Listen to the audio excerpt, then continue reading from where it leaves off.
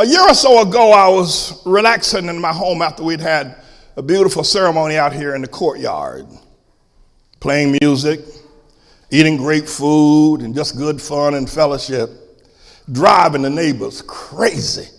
So that church over there, look at that, dancing, they're having fun, they're eating, the place is colorful, they're eating off of actual bone china, the members are using silver to eat what on it? The neighbors were going crazy all summer long. Then the children were playing in swimming pools and having a great time. And so I had enough for that day. I preached that day. So let me go upstairs. Elizabeth and I, we decided to retire as I live here in the building. So we went up a couple flights of steps and I retired. And I got a phone call from Sabbath.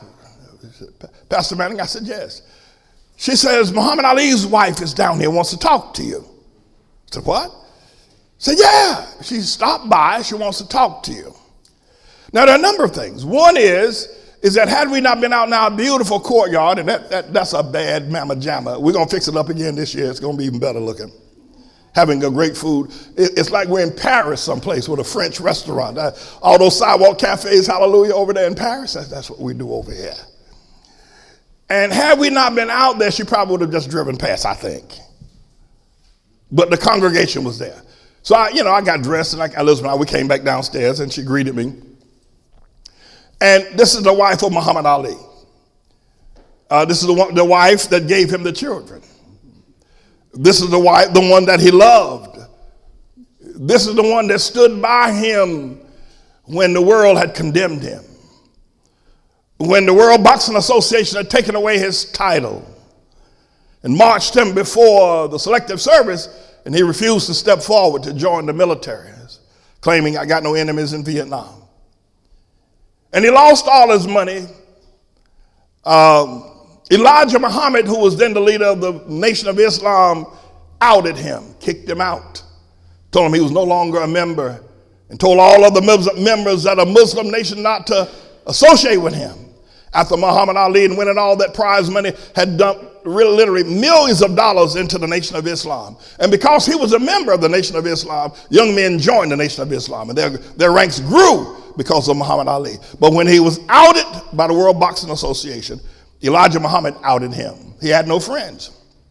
You've seen the movie, but it doesn't tell the whole story.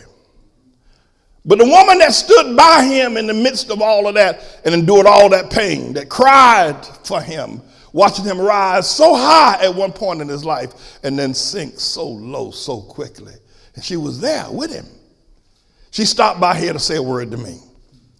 She said, I came to tell you that you're the greatest preacher of this generation. She hugged me. We took photos. I don't know if we have any of those photos from a few years ago. But she hugged me. She embraced me. And she said, raise your hand, Pastor Manning, you the champ, you the champ, you the champ, you the champ. She said, you're the greatest. Now, I had no idea this woman knew I existed. A woman who had been married to such one of the greatest men of all times. I had no idea that she listens to me on a daily basis. You don't know who's listening. But she's listened to my preaching enough where others have hated me, but she came by to say, no, I know great men when I see one. I was married to one. And Pastor Manning, you're the greatest preacher of this generation. She came by and she said it. And as she was getting in the car, she kept saying, you're the champ, you're the champ, you're the champ, Pastor Manning. Champ! Champ is here! Champ is here! But I have to be real good.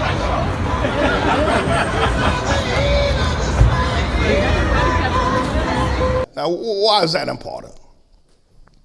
Why is that important? It's important for this reason. First of all, she's a Muslim, married to a Muslim, and she still wears her Muslim garb, but she listens to me. And all the years that I've been preaching when half the church walked out and the other church, half the church hates me because of Obama, she's been listening and said, this man is a great man. When relatives, friends hated me This is a woman who says, but you're preaching the greatest sermon ever. And I suppose that she understood something about when you take a stand, such as what her husband had done and what I am doing. I think she understands what that's like, what that feels like when the whole world hates you. They only praise you when you're feeding them and giving them what they want, but the moment you do otherwise, they turn on you like a bunch of snakes in a snake pit. She understood that, and she came by to encourage my heart. I didn't pay her.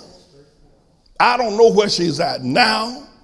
I don't know anything about anything, except she came by here to say that. Now, you know, I can say this might be the woman at the well experience. Remember the woman that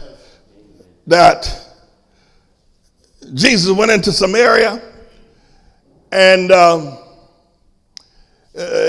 other disciple went into town, and Jesus sat at the well, and the woman came out and started talking to Jesus. And then she ran back and told everybody in town, come see a man. Y'all, Mother Sheila didn't get up and start preaching. She was here today. Muhammad Ali's wife is a Muslim woman. She knows what Muslim is, but she knows also truth. She knows a man when she sees one. She lived with this man, this boxer. She watched every blow that Joe Frazier landed on him. She watched every time he was hit in the ring. She watched that. Everyone was painful, because watching your husband take a beating or watching him fighting, very painful thing. She watched him fight the way Elizabeth watches me fight every day.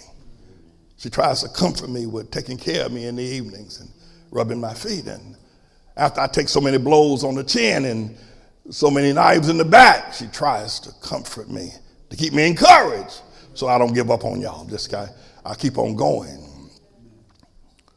But I believe that God sent that woman. Though she's a Muslim, I believe God sent her over here to say to me, I haven't seen her since. But not so much to me, but to say to those of y'all that will witness that you got the greatest preacher of this generation as your pastor right now. I think that's what God said to the son. Now you can run around here. You can run around here. You can run around here. You can stop. You can run around here and talk about these other preachers. You can run around here and do all you want. You can talk about Louis Farrakhan. You can talk about Joel Osteen. Or you can talk about Obama. But no, none of them can compare to what you have coming to you every day, living with you, having done it with you every day.